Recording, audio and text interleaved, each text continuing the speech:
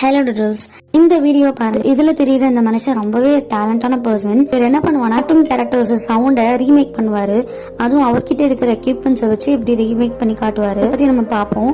Ratan total cartoon கேரக்டரையும் அப்படி real one மாதிரி பண்ணி காட்டுறாரு. அதை நீங்களே லைவா பாருங்க.